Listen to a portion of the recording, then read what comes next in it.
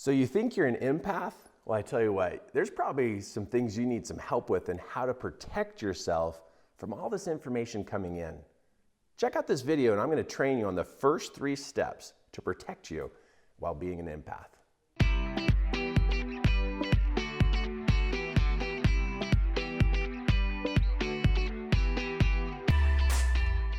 So you find out that you're an empath and you find out that you discover that you have this ability to be able to tune in and to really listen to other people's thoughts and actually feel their emotions coming from them. But what are you doing to protect yourself? Because you can imagine if you're talking to one person, you'd be able to manage that amount of information coming to you, because that's what empaths do, is they have a lot of information coming to them from another person. But this may explain why you struggle in groups of people. Or when all the family gets together, you find yourself withdrawing yourself, is because you don't know how to protect yourself from so much information coming in for you to be able to analyze. Most empaths don't realize that they must protect themselves. And it's not like you're protecting yourself from something that's going to be bad from happening to you, but to be able to protect yourself because there's so much incoming information, you can actually get overwhelmed and you literally could actually lose yourself amongst all that information. Let's think for just a moment that all your thoughts and all your emotions are information. That's what it is. Thoughts and emotions it's information. And on the outside of our skin, anything that's going on around us, our body and our mind is recording and analyzing all this information. And being an empath, what happens is when you're around people, you not only have your environment information coming into you, but you also have other people's thoughts and emotions coming towards you. So groups of people are going to overwhelm you like crazy. And the reason why I know this is because I've had to learn how to govern this myself. So let's talk about 3 ways that you can actually protect yourself so you don't hit those overwhelmed feelings, and even you don't have to remove yourself from that group of people. Now here's the crazy thing. I'm an empath and I'm also a seminar leader. I stand up in front of hundreds of people, large groups of people, and teach. And I've got to manage this information that's coming in, or there's no way I would stand up in front of a group of people. There's no way. So one of the things we may want to look at is that empaths are not stuck in their struggles in analyzing people's information that's coming into them. No, you can manage this. And you can actually use this as a skill to be able to teach lots of people and help lots of people all at the same time. But you need to know how to protect yourself first. And that's what I want to help you with right now, is what do you do to help protect yourself? And I'm going to give you 3 starters to be able to do this. It's not the final list, but it's the beginning of how to do this so that you can literally enjoy your day and literally be able to look forward to getting up in the morning and not avoiding the day and what you're doing. So number 1, let's take a look at number 1. Number 1 is for you to be able to manage your identity. An empath that is not clear about who they are, what their purpose is, and what they're doing is going to feel like they're going to lose their identity. And what happens is, as you start to lose your identity, you get scared, you get nervous, you feel like you don't matter to the world. And that is a scary thing, because if we don't feel like we matter, then what happens is we feel like we don't exist. And then that gives the feeling that we're dying. When we start to lose our identity, we start to feel like we lose ourselves. And that is really a sensation of feeling like we're dying. So how do you clarify your identity? Now, I know this is going to sound very elementary, but it is very important. You write down on a pad of paper your identity. Who are you? What do you do? How do you help other people? What is this gift you have going to do for others? And literally, what is your life mission?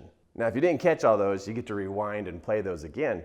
But if we don't clarify our identity, we don't clarify what it is that we're working on, what happens is when we lose these parts of who we are, we actually start to lose touch. And when we lose touch with who we are, we feel like we're having a come apart, and we feel like we're falling apart. And then what happens is we're just scared, worried all the time. Scared and worried all the time. And that's what an empath generally struggles with.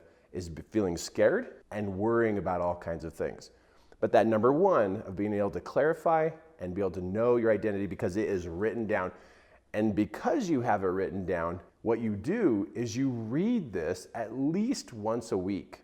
It's like coming back to the page and getting your mind, your body, and your soul all on the same page. Because you have other people's information coming into you, this helps you recalibrate to keeping you solid. With all the information swirling around you, you must stay solid. Number two, what happens is there is a lot of input and there is a lot of output that's happening with this information. You're trying to sense and feel what other people are doing. People's information is just coming to you because you can sense it and hear it.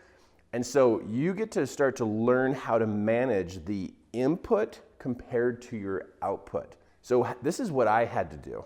I had to go out into nature and literally tune into nature.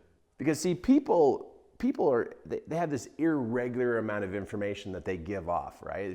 It's in bursts, it's in small quantities, large quantities. But nature is constant. The information a tree gives off is constant. It doesn't vary. The information that a pond of water gives off is constant. Nature is constant. People are not. And so for me to be able to balance myself in being able to understand what I'm feeling and how I'm feeling information from people, I had to go into nature and practice, and hear me on this one, literally practice listening to nature, feeling nature, becoming one with nature. And how I did that is you take 15, 20 minutes. You take 15, 20 minutes and you go sit in nature and you literally focus on a tree.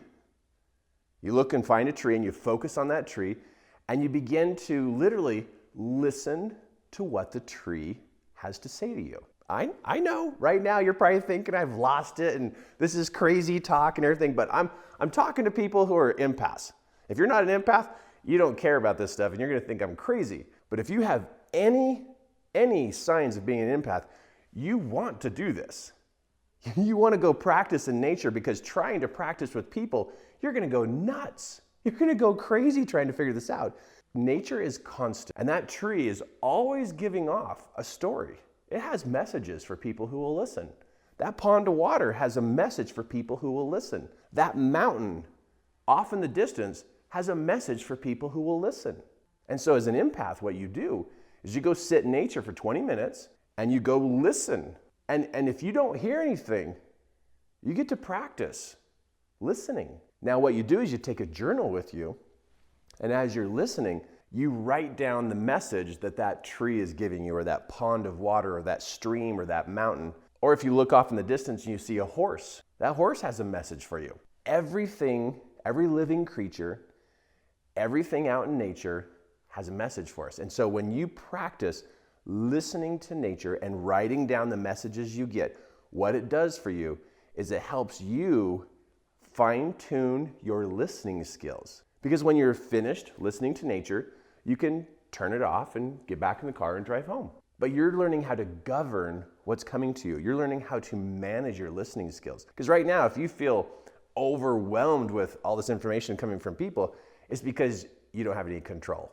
You have no control, and the information is just coming in as fast as it wants and in globs and bursts, and it almost feels like people are dumping on you. But this one right here is you are learning how to listen and how to recognize what those messages are. It's a great way to practice managing yourself. Now this last one is super important. What it has to do with is for your mind and your body and your soul to actually do better, what you're gonna need to do is you need to feed your body better foods. If you eat junk, then you have junk skills. If you eat healthy, you have healthy skills. If you put bad material in you, your performance is gonna be bad. I mean, it just makes so much sense. You put good material in you, you're gonna perform good. The same thing happens to your mind. You put junk in your body, your mind's gonna be in a place of being junky. It can't manage what's happening. So what you do is you start eating your vegetables, right? You eat an apple during the day. You eat your green beans, and you find some of those vegetables, fruits and vegetables that are good for you. You really do. It really is going to demand that you take better care of yourself. The more you focus on taking better care of yourself, what happens is you have better strength and better intuition of how to help people. With all this information coming in and you being able to perceive people, what they're thinking, what they're feeling, your job really is to help people. But when your system's all messed up, you can't help them very good. So you up the game when it comes to nutrition. And not just your, apples and oranges and green beans and once in a while some broccoli or something like that. That's a start, but maybe you want to dive in and learn more about your nutrition and learn more about what can really serve you. So part of nutrition is you're adding some good things, but you're also cutting out some things that are just not good for you. And I know maybe you're a chocolate lover and you're like, I can't go without chocolate. But what you could do is you could get higher quality chocolate. Sometimes there's foods we eat that are a lower quality. Maybe bump it up a little bit and just have some higher quality desserts in smaller quantities. There's something smart to think about. The main thing here is for you not to feel threatened or scared or worried about being an empath, because I think it's a beautiful gift and it can really help a lot of people. But take consideration of these 3 beginning steps of protecting yourself so you don't run away from this. Know that what you have as an ability is really to help. It's really a great thing to be able to help other people one-on-one or with larger groups of people.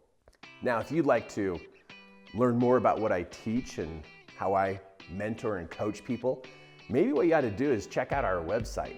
We have a website, 3keyelements.com, and we're right here in Utah. We hold events and seminars here every month. Lots of different training skills we teach because I love helping people be able to recognize their gifts and talents and raise them to the next level so we can use them instead of being afraid of them. So go check out our website and definitely subscribe to this page so you don't miss any of the insights that I have for you here. Now, my name is Kirk Duncan, and I just want you to know I'm in your corner to help you make a difference in your life.